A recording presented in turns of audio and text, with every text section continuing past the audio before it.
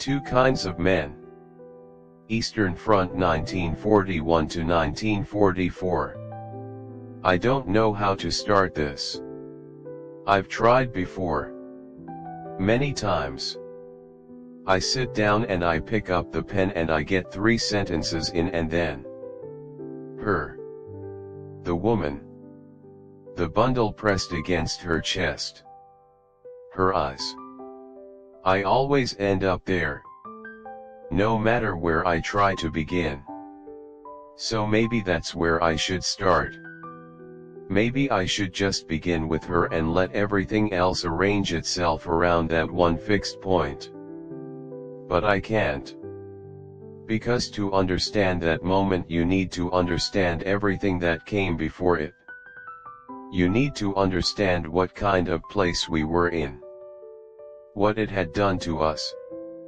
What some of us had let it do. So I'll start at the beginning. But I want you to know she's there already. She's been there this whole time. Waiting at the end of every sentence, every memory, every attempt to explain. She never leaves. The train, September 1941. We boarded the train and went east. That's how it reads in the histories. Clean. Directional. They were deployed to the Eastern Front. But on the train, watching Germany get smaller through the window, watching the crowds thin at each station until there were no crowds at all, it doesn't feel like deployment. It feels like something reaching into your chest with a calm, decided hand, and removing something. And you don't know what it took until much later, when you reach for it and find it gone.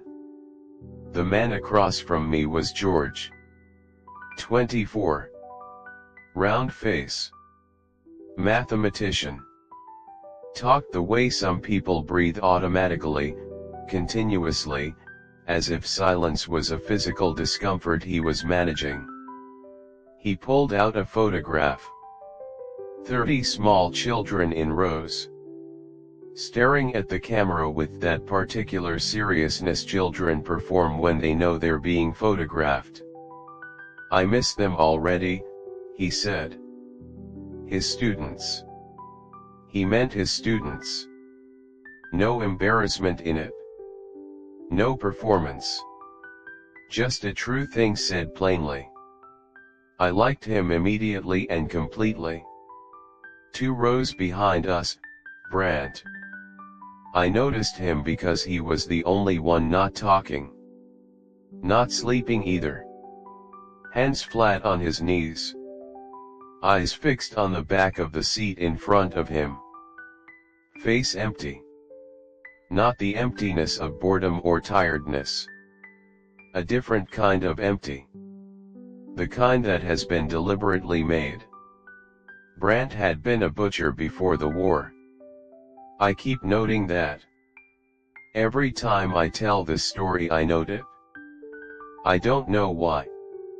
Maybe because it seemed to matter later. Maybe because it didn't matter at all. Maybe because the mind, when it's trying to understand something it can't understand, reaches for any detail that might be an explanation. It wasn't an explanation. Nothing was. What the body learns. The mind takes time to understand things. The body is faster. By the second week my body understood the Eastern Front completely. My mind was still catching up. The mud first. Eastern mud is different from German mud. I know how that sounds. But it's true. It's heavier. Colder. It has intentions. It finds the gaps in your boots before the end of the first day, works up past your ankles, settles against your skin and stays there. At night you can feel it cooling, hardening slightly, like the ground is trying to incorporate you. By morning it's in your collar. In your hair. In the back of your throat when you try to swallow. You stop noticing it after a while.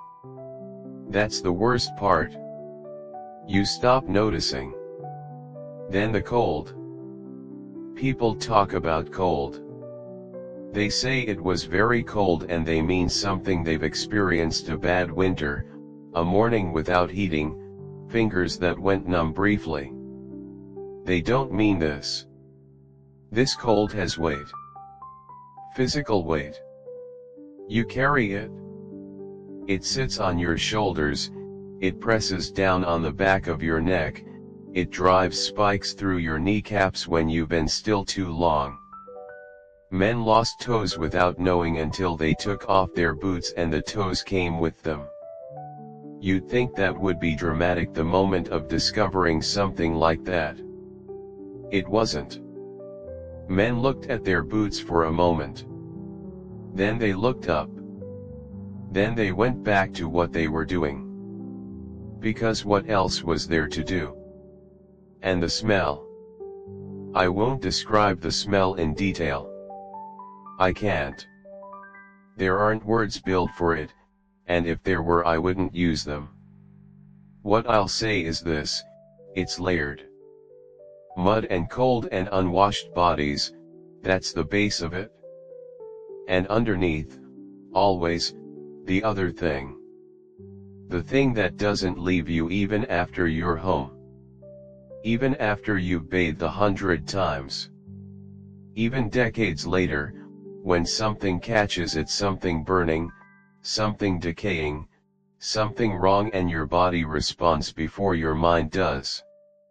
Your stomach drops. Your hands go cold. And you're back. Just like that. Back. November 1941, the first village. I won't name it. Not because I've forgotten. I remember everything. Every village. Every face. But naming makes it specific when the truth is it was one of many. And carrying the weight of one is hard enough. Carrying the weight of many. I'm getting ahead of myself. We arrived in the morning. A farming village. Perhaps 200 people. The kind of place that has existed in the same form for centuries, the same houses, the same well in the center square, the same paths worn into the earth by generations of the same patterns of movement. The people came out slowly when we arrived. An old man first. Then a woman with a child on her hip. Then others, emerging with the careful caution of people who have learned that stillness is safer than motion, and that motion, when necessary, should be slow and visible and unthreatening. They looked at us. We looked at them. For a moment, one moment, it was simply two groups of human beings looking at each other across a square. George was beside me. I could feel him beside me without looking. I could feel the particular quality of his stillness, the stillness of someone paying close attention to something that is making them uneasy. "They're frightened," he said, very quiet. "Yes," I said. The order came. And what followed? "I need to stop here for a moment. I'm stopping here. Because there is a woman in my memory and I have been circling her since I started writing, and I cannot avoid her any longer." She was standing at the edge of the square. Maybe 35. Dark hair going gray at the temples. Wearing a coat that had been good once, a long time ago. And she was holding something pressed against her chest, a bundle of cloth, and it took me a moment too long to understand that the bundle was moving. An infant. Small enough that the entire child disappeared into the cloth. She was looking at me. Directly at me. Not at the soldiers with weapons. Not at the ones giving orders. At me. As if she had scanned the group and selected me for some reason I will never know. Something in my face. Something in my posture. Some signal I was giving without knowing I was giving it. She said something. I didn't speak her language, but I understood it. The way you understand certain things before language, before thought. She was saying, please. Just that. Please. I took one step toward her, and Brand stepped in front of me. He didn't touch me, didn't speak to me, just placed his body between mine and hers and looked at me with eyes that were not threatening, not angry. Empty. Completely, entirely empty. Like looking into a room where the furniture has been removed and the windows have been painted over. I stopped. I stopped. And I have not forgiven myself for stopping. Not once. Not in any year since. Not for a single day. Two kinds of men. It was George who named it. Weeks later. A farmhouse with half its roof gone. Stars visible through the gap. Temperature somewhere below where temperature has any right to be. My hands wouldn't warm. I'd been holding them against my body for an hour and they were still the color of old wax. Have you noticed, George said, that there are two kinds of men here? I looked at him. Not brave and cowardly. Not strong and weak. He paused. Men who are still themselves. And men who have become something else. I thought of Brandt's empty eyes. How does it happen? I said. George was quiet for a long time. A door, he said finally.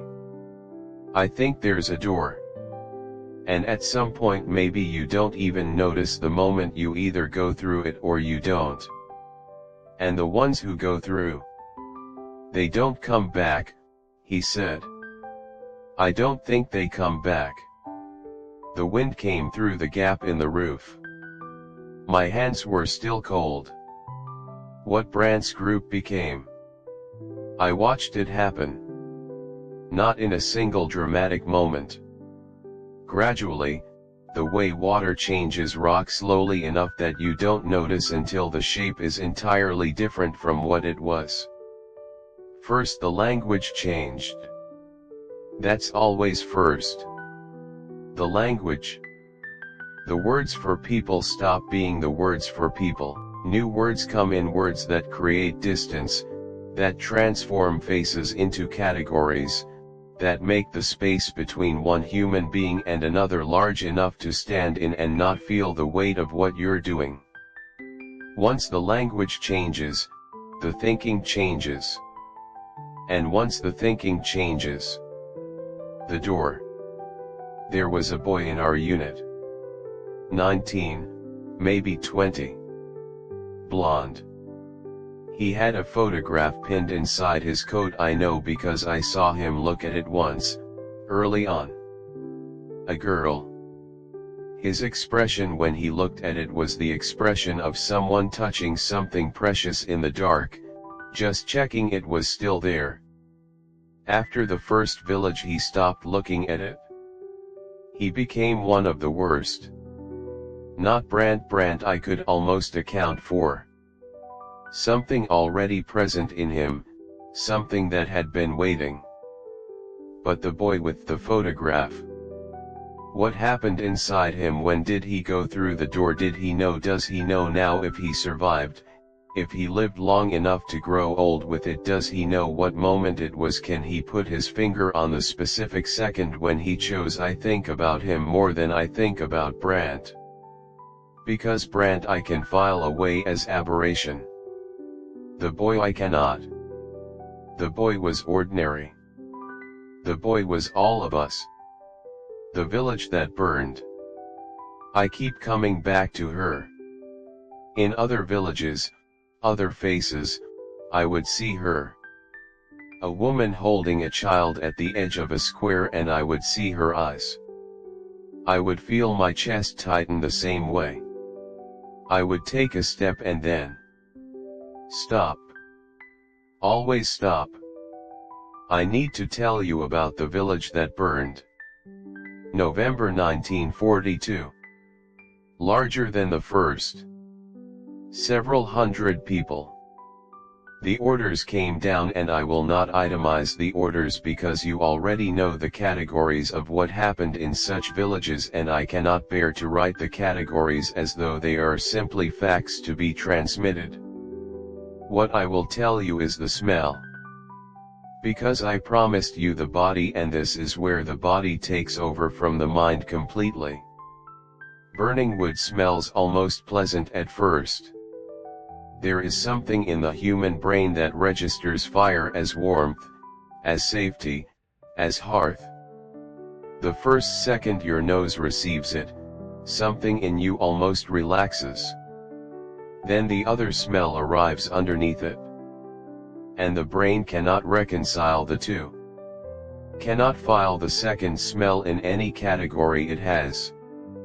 Cannot find a word for it, or a box for it, or a way to process it that leaves you intact on the other side. My stomach turned over completely.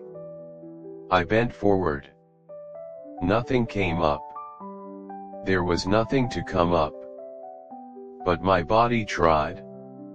My body tried because that is what bodies do when they receive information they were not designed to receive. They try to expel it. They try to become empty of it. I straightened up. Kept walking. That's what I did. I kept walking. And somewhere behind me I heard George. A sound I had never heard from him before. From anyone before. Not a scream. Not a sob. Somewhere between the two, a sound from somewhere below language, below thought, below the part of a person that knows how to manage what they're feeling. The sound of a mind hitting something it cannot cross. I didn't turn around. I didn't turn around. I am telling you this because I need you to understand. I was not Brandt. I did not go through the door that Brandt went through. I did not become what some of them became. But I kept walking. And some nights I think that keeping walking is its own kind of door. A smaller one. But a door. The climax. George steps forward. Spring 1943. I need to slow down here. I need to tell this slowly because it is the only moment in everything I witnessed where I saw clearly with no ambiguity, no complexity, no ability to rationalize or contextualize what the difference between the two kinds of men actually looked like when it had a shape. A family. A man, a woman, 3 children. The youngest perhaps 4 years old. Caught in a location they shouldn't have been by the logic of our orders. The order was given. I felt it in my chest when I heard it. A dropping sensation. Like something falling inside a hollow space. Brandt moved immediately. He was already in motion before the order finished. That was the thing about Brandt by this point, the thing that made the other men uneasy, even the ones who had gone through the door themselves. The absence of interval. No pause between order and action. As if the order was simply the activation of something that was already running. He was 3 steps forward. And George stepped in front of him.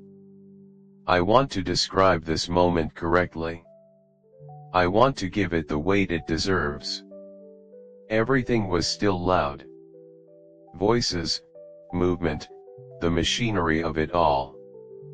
And then George stepped forward and something happened to the noise. It didn't stop, not exactly, but it fell back. Like the sound receding from the center of something. George had no weapon raised. His hands were at his sides. He was not large. He was a round-faced mathematics teacher from Bavaria. He was not built for this moment physically. He was not trained for it. He had nothing except his body placed between Brandt and a family of 5. He looked at Brandt. I could see George's profile from where I stood. His jaw was set, the muscles of it working slightly. And his eyes, I have tried to describe his eyes in this moment and every time I fail. They were not heroic. They were not calm. They were terrified. He was shaking. I could see it from 10 feet away. His hands at his sides, trembling. His breathing short, shallow, audible. He was shaking and he did not move. Brandt looked at him. And for the first time, the only time in all the months I had watched Brandt, something crossed his face. Something beneath the emptiness. Not conscience. Not hesitation. Something more primitive than either. The recognition of an obstacle that had a different quality from other obstacles. The silence stretched. 2 seconds. 3. 4. The youngest child made a sound behind George. A small sound. A frightened child sound. George didn't look back. He kept his eyes on Brandt. And Brandt said, "Move." George said, "No." 1 syllable. 2 letters. The smallest possible unit of refusal. I could not breathe. I realize now I had stopped breathing somewhere in those 4 seconds of silence. My lungs had simply paused. Waiting. My heart was going so hard I could feel it in my ears. In my hands. In the back of my teeth. Brandt looked at George for a long moment. Then he looked at me. I don't know what he saw. I hope he saw something worth seeing. I don't know if he did. He looked back at George.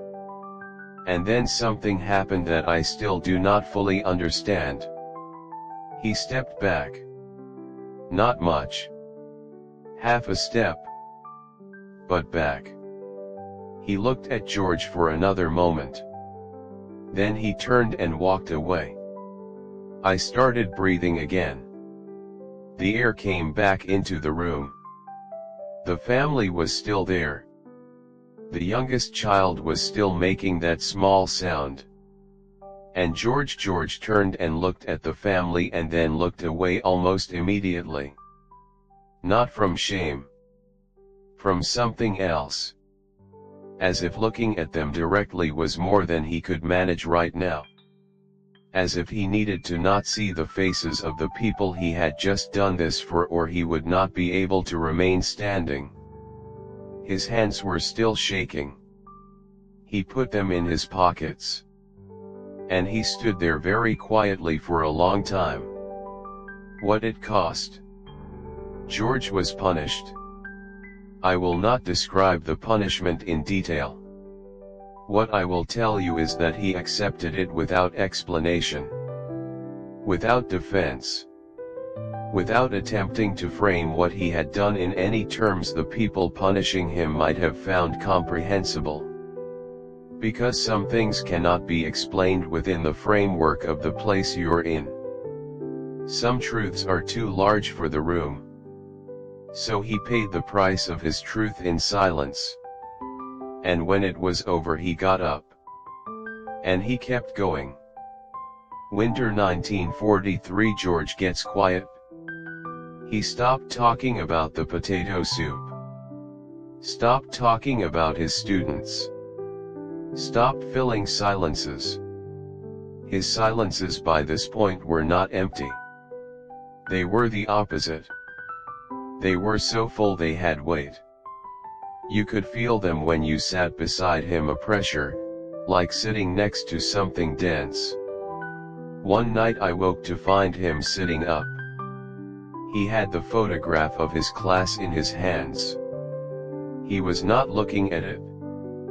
He was holding it face down against his knee, in the dark, and he was simply sitting there. I don't know how long he'd been awake. I don't know what he was thinking. I almost spoke. I didn't. Because some griefs you can't reach into. Because some spaces between people are not bridges you can build across. Because I was tired and cold and ashamed of my own smallness. I closed my eyes.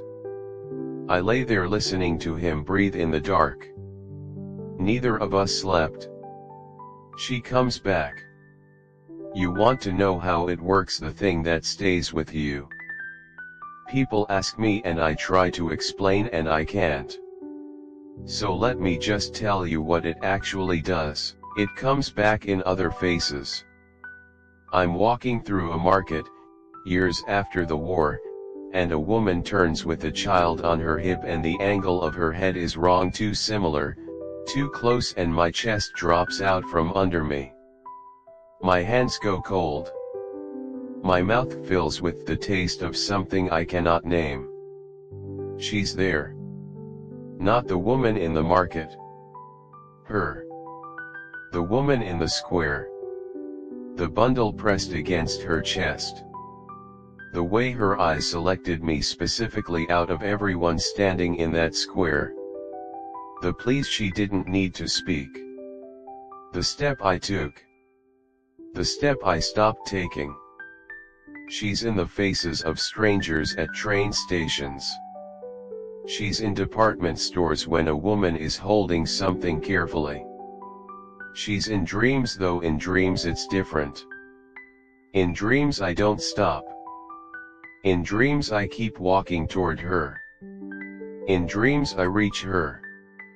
And every morning I wake up and the reaching hasn't happened and she is still in the square and I am still stopped and Brant's back is still in front of me and nothing has changed. Nothing will ever change. That is what it does. It doesn't let the moment end. The last time I saw Brant, late 1943. He was sitting alone at the edge of a field. I came up behind him without meaning to and stopped when I saw what he was doing. A bird. A small bird, hopping on the frozen ground a few meters ahead of him. Pecking at something. Moving in that quick, decisive, entirely self-possessed way that birds move. Brant was watching it. Completely still. And on his face. One moment. One single unguarded moment. Something I had not seen there in months. Something so faint I might have imagined it. Something that looked like longing. The longing of someone who remembers, from very far away, what it felt like to simply watch a living thing without calculating anything. Without the door.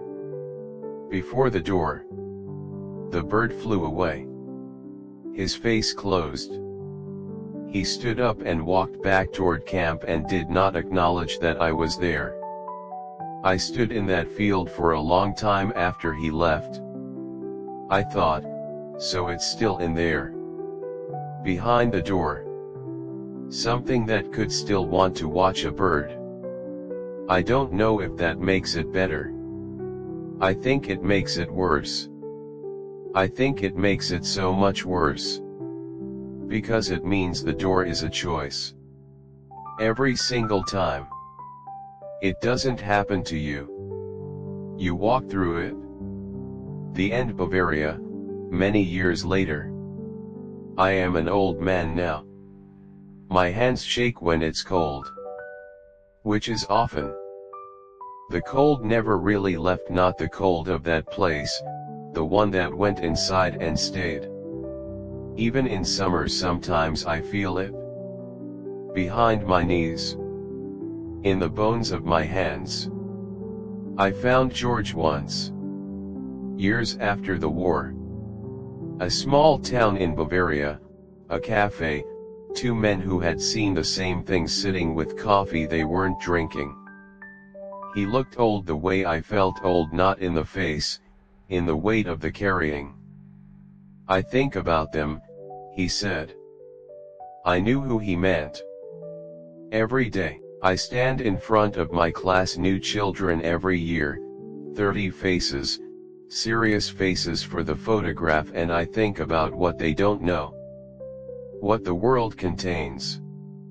What people are capable of. Do you tell them? He looked at his coffee for a long time. I tell them to be good to each other, he said. He said it without irony. Without embarrassment. I know how that sounds, he said. I know it sounds like nothing.